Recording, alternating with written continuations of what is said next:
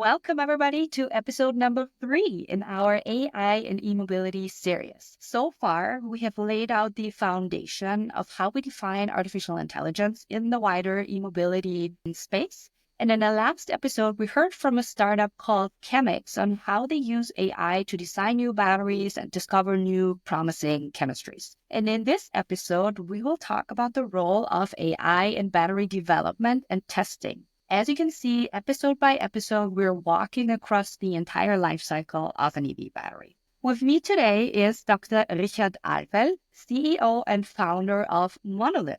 He is recognized as a top 10 innovator in Germany. He graduated from Stanford University and has previously worked for NASA, so a very impressive career so far. And his company, Monolith, is an AI-powered platform to optimize battery development, specifically in the battery testing and validation areas. I'm absolutely humbled and excited to have you part of this. Welcome.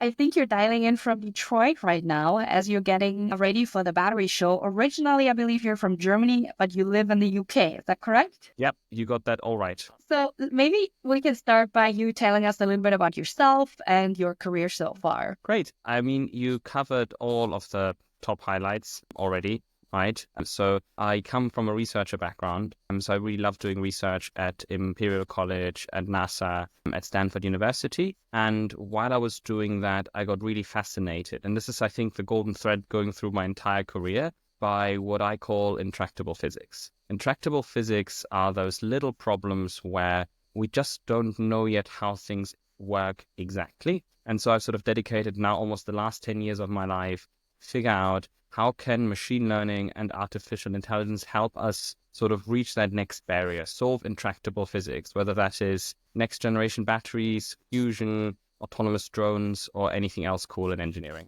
I love that term, but how did you already mentioned machine learning, AI. How did it all start out? Why is I the right tool? And how did Monolith start out?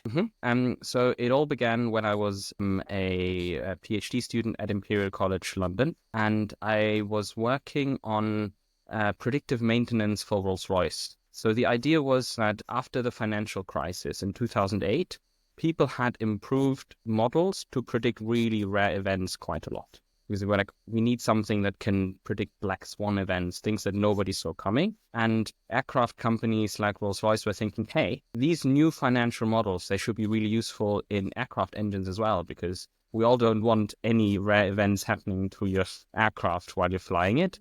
And so I was researching this. And while I was doing that, I was experimenting with different methods. And very quickly, I realized that some of the methods that people were using, pure physical methods, didn't work as well. Because if you followed, Rolls-Royce started this incredibly new business model almost 10 years ago where they monitor every engine all the time. So they have a huge amount of data, and you couldn't really calibrate those tools based on like existing physical models based on all of this data these engines were generating. So I switched to machine learning. Those tools, or big data as it was called back then, worked a lot better. I did a presentation in London for a small research community about the things that I had done. I was lucky. One of the people in the audience was a chief engineer for the NASA Mars mission. And he was essentially saying, hey, Rich, this is quite cool. We could maybe use some of this stuff as well. Why don't we invite you to Virginia? We host you, you come over, you become a visiting researcher, you do some of the similar tools and apply this to some of the structural dynamics of the space launch system, which I did. It was so much fun. And at the end of this, I think the next big thing happened when I was presenting my results of machine learning models on those structures to the NASA global research community. Somebody in the audience came up to me after the call and said, hey, this is really useful. How about I buy a version of that software license? And I was like, I don't even have a license. And so tried to figure it out. Imperial College London set up a spin-off, essentially a company, so we could license the code to this Japanese company. And yeah, we were off to the races. I love that story. That's very exciting and inspiring. When did you found Monolith? So the very early beginnings in my NASA research was in 2016. I stayed at the university continuing different kinds of research, I think until 2018. 2019. And then it became too much to be an academic on the one side and entrepreneur on the other side. And so I switched sides and became CEO and found on Monolith full time. And I've been doing that now for 2019, almost 6 years. And I have to say, I see Monolith in the news a lot. You have some major collaborations going on with OEMs like BMW, Honda. I believe the latest one is now NIO. So that's quite impressive. And I'm looking forward to hearing more about this. But before we talk in detail about the business case and what Monolith is doing, as in every other episode, I would like to understand a little bit better how you, as an individual, how are you approaching AI? How does it affect your personal life? And to start out with the maybe hardest question, how do you define artificial intelligence? Yeah, definitely starting off with the hardest question there. So I am one of those academic researcher types who prefers talking about machine learning before we start talking about artificial intelligence. And for me, the definition of machine learning is the field of computer algorithms that can learn specific tasks without being programmed to do so simply by analyzing data. Now, if these algorithms one day reach what we would call near human intelligence, or if you look at some of ChatGPT's university exams, they exceed human intelligence, then I think it's justified to talk about artificial intelligence. It's a very interesting angle. Thank you for sharing that. How do you use AI tools like ChatGPT or whatsoever in your personal life? I love this one. I think like everyone else, I use AI in almost everything I do every day. Potentially because, I spend so much time thinking about these algorithms, maybe I pay more attention to the details and I think about, hey, I just saw this ad on Instagram. Why did this algorithm suggest this? And how can I train this algorithm to potentially suggest something else in the future? And so I'm very aware that whether you're trying to watch something on Netflix, you're ordering dinner from HelloFresh, you want Google Maps to take you from A to B, there is self-learning algorithms at the back of almost every tool that we touch every day. And so I'm thinking you probably have a fantastic AI software that will edit out all of the M's that I say in this podcast. So I think it's everywhere. Personally, my favorite applications are the ones where it's not just me, but I get to use them as part of Monolith, which is little snippets of codes that come out of ChatGPT that I can directly insert into the Monolith software. Things where we look at autopilots of drones and little aircraft. So it's like more complex systems, self-learning systems, autonomous systems, self-driving cars, where I can really see how do these systems make decisions, like an autonomous car meeting a cyclist. What is it going to do and why? Where I think it's not really my personal life, but as an entrepreneur, personal life and business are very intertwined. And so I think some of those things, I'm really lucky that I get to see under the hood and really see why, what would this AI-driven car do in this specific situation and how is it going to fix this? And so I think it's everywhere.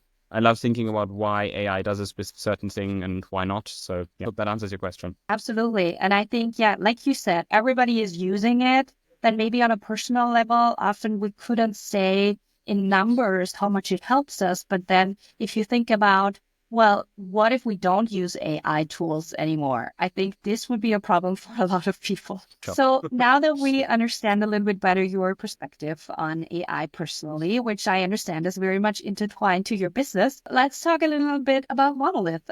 Being at the forefront of integrating AI into the battery development process, I think mostly in the battery validation and testing. So can you give us an overview, like maybe lay out a little bit of the battery development process and where does Monolith and the software fit in? So the way I've started looking at product development, and I've looked at the product development, I think on almost every product on Earth. I've been doing this for 6 years. I'm a bit of a workaholic, so I've looked at shampoo bottles, every possible car part, aircraft, drones, space rocket, electronics, sound systems, everything. And so the way I lay out any sort of product development process is there's stage 1 where you design it. Then there's stage 2 where you're trying to virtually simulate as much as you can.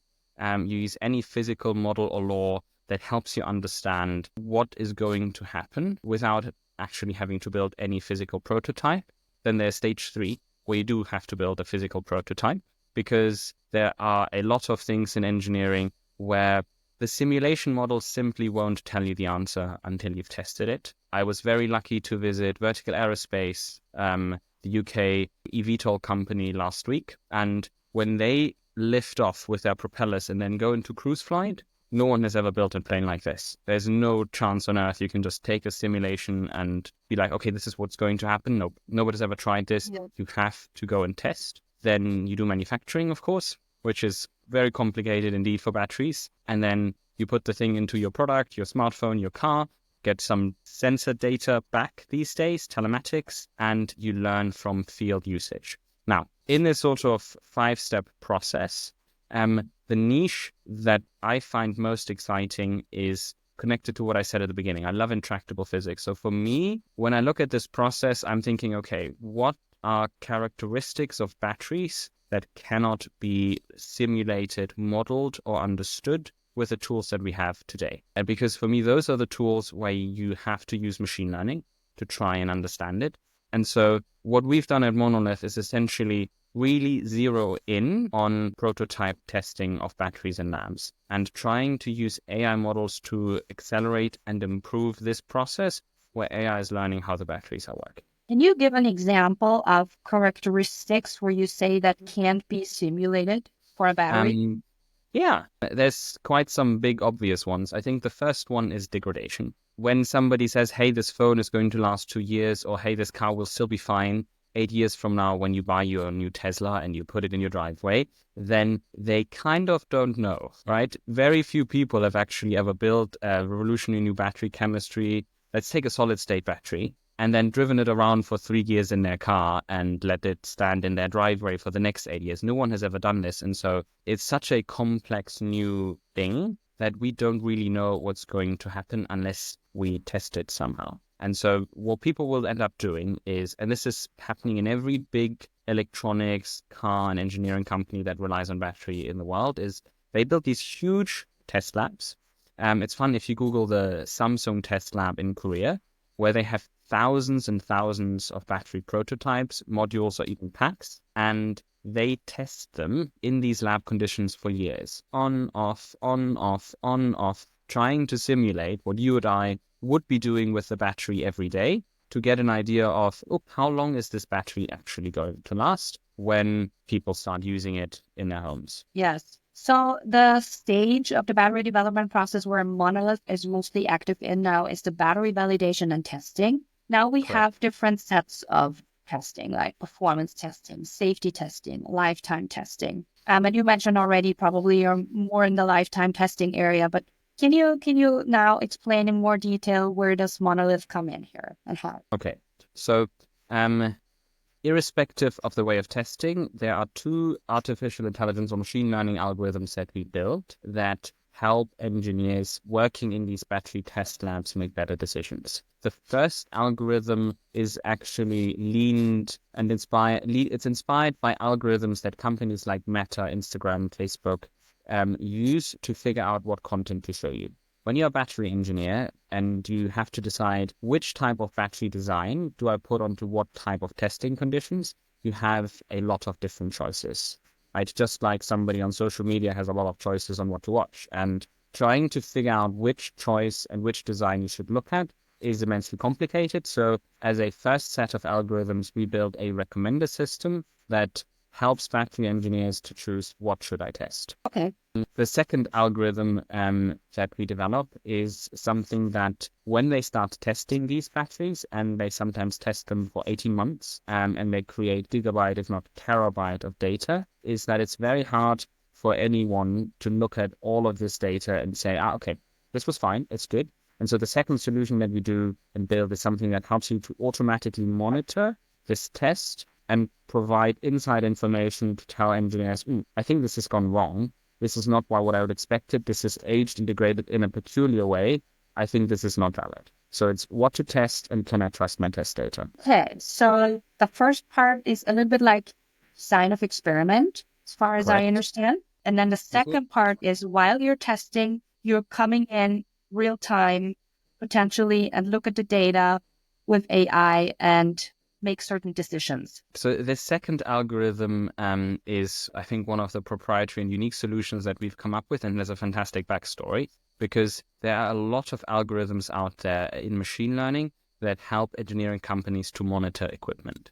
Just think about predictive maintenance, from oil rigs to big machineries to boats to cars to planes. It's existed for decades. Now, the challenge with predictive maintenance within test labs is that normally to build a good predictive maintenance algorithm, you need to know what good operation looks like. This is fine. Aircraft is working okay. Now, if you sort of deteriorate from this, please let me know. Batteries, on the other hand, when we're testing them, they're supposed to degrade, but you don't really know while you're doing this what good looks like. Right? You don't necessarily know until you've completed the test. And so you need something that isn't just monitoring what you know and then tells you, oops, this is an outlier. You need something that learns with the system and says, hang on, we've aged these 20 cells, 18 did those, but these other 2 did this. Is this strange? And so you need a slightly smarter form. And in order to do that, we use a form of deep learning, an autoencoder-based model that essentially learns from an entire sample of batteries what they should be doing and then tries and figures out, hang on, if this one went up and the other battery went down in the same condition, then there's something here in the system that's weird. And I said it has an interesting backstory. It wasn't actually designed for battery test labs. It was designed by a race car team for Le Mans, who wanted to figure out when we're sort of really stressed and we're going 24 hours in circles on the track, we don't really need to know by the system, by our AI system, that the sensor is broken or this is too hot. Like, we can figure this out ourselves. Thank you very much. But if suddenly the left tire starts spinning a little bit faster than the right tire in the same corner, which has never happened before, that's something you can only recognize if you're really switched on, and you will probably not notice it because it doesn't really show in the data. So when the system suddenly starts doing something that's weird, that it shouldn't be doing, or it's done it in a different way in the past, that's something that you want to see. And that is not just useful for degradation. This is also very useful to spot thermal runaway. It's useful to weeks in advance detect potentially is the battery off on a trajectory that means it might catch fire in 3 weeks and I have to switch it off. And so this is why these algorithms are popular. It's not just about quality, it's also about safety. Okay. So there's lots of use cases right now that you're looking at.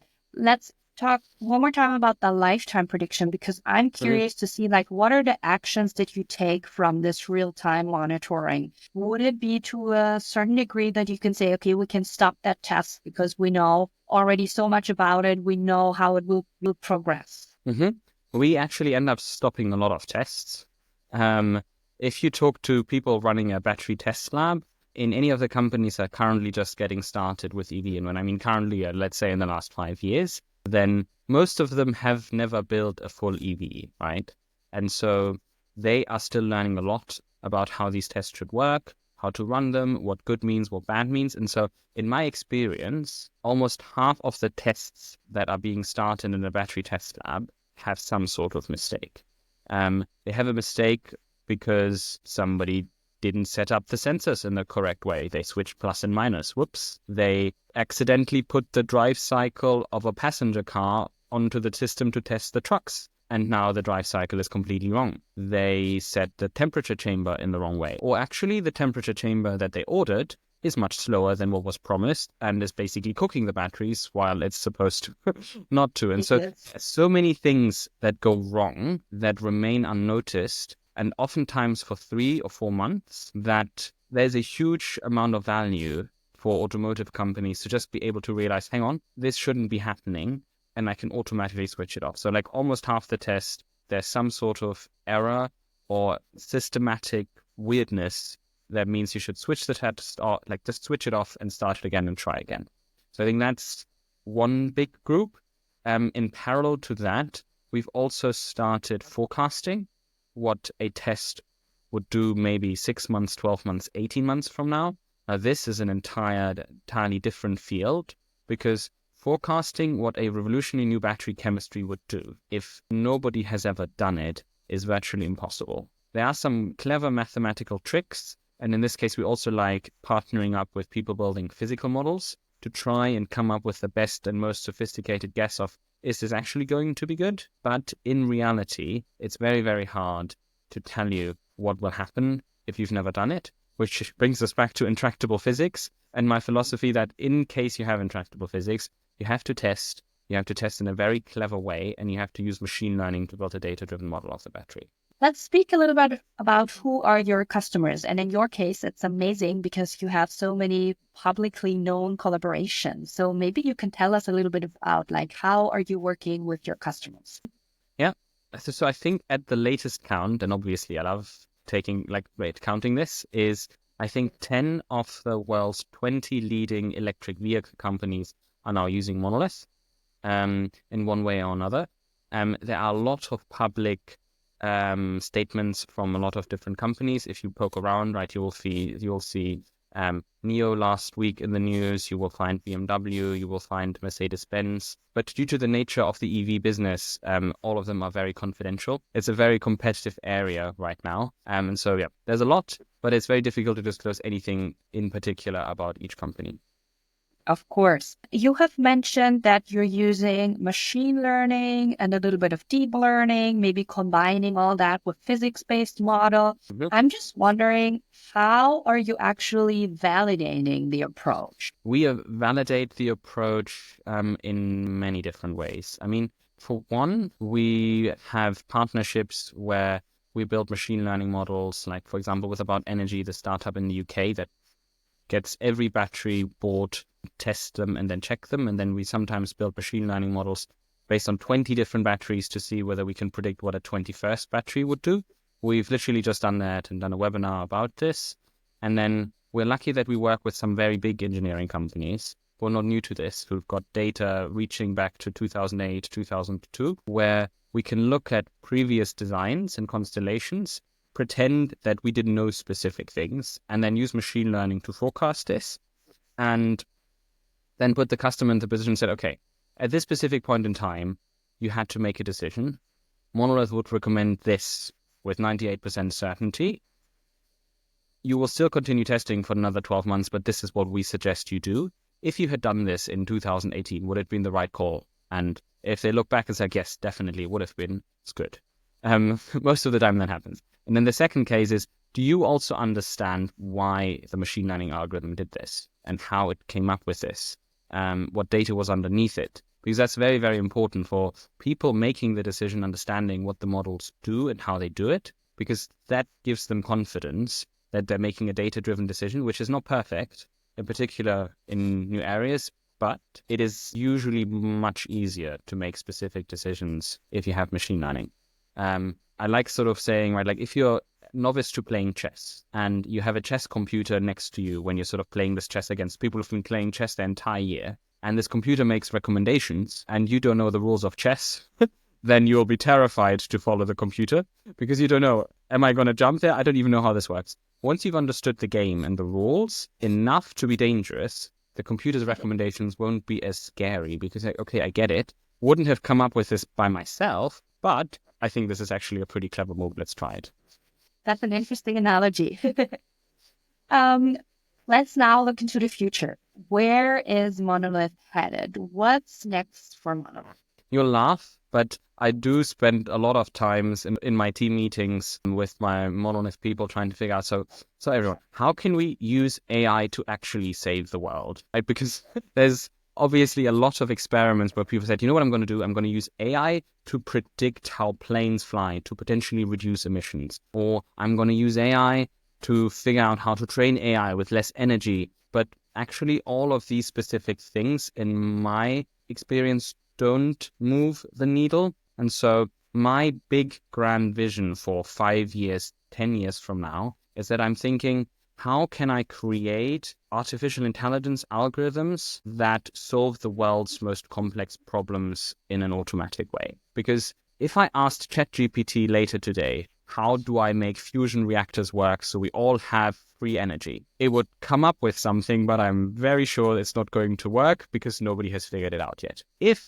I manage to create a laboratory in which very clever self-learning algorithms can experiment with fusion in a safe way, 24/7, and go through all possible combinations very, very quickly until they can create a prototype that works, faster than we could, because we can't do this 24/7. And so many discoveries in human history have been complete serendipity and coincidence. If I could build this AI lab where machine learning algorithms can experiment and understand things that humankind doesn't understand yet, to figure out how things actually work, to figure out science and physics, and then tell us how it works, that would actually change the needle. It would give us solid state, sodium-ion batteries a lot faster. It could give us fusion energy. It could give us self-driving cars. And so I think if we can get AI to solve intractable physics in what I call high throughput labs, which is a lab designed for an AI to carry out experiments to learn faster, I think that would be a complete game changer. I love that. That's very fascinating and kind of closes the gap to the machine-driven design of experiment that we talked about in the beginning. Is there anything that you would like to add that we did not touch on? So I think one thing that we haven't touched on in this one is not just the opportunities, but also maybe some of the challenges and risks that come along in the field of AI. Because like everything that we do, we have to be very careful with data privacy, intellectual property. I think so. There's a lot of challenges, like to understand what AI does, so it doesn't make predictions that we don't understand. And then there's obviously always a risk with black box models. I think the most common argument against tools like Monolith I've heard over the years, like, once you've built this AI tool that can predict thermal runaway, that's great, but I don't understand it, right? So what's the use of having a black box tool that can solve a problem if we don't understand how it solved the problem? And so I think for me, the biggest challenge with my approach of solving the world's energy problems is that there's a chance that we will solve it, but we won't understand how. And so communicating this back to everyone is a second big challenge that sort of just comes along.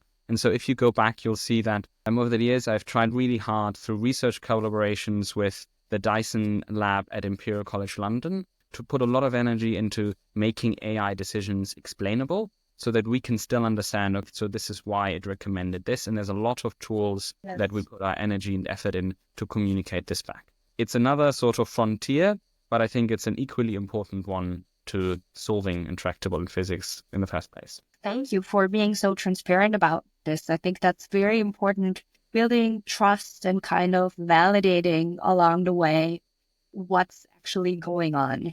Thank you, Richard, so much for joining this podcast series. In the next episode, we will speak with 𝗥𝗲𝗳𝗲𝗲𝗲𝗲 on how AI is used in the battery manufacturing space. Very excited for that. Thank you, everybody, for listening, and bye.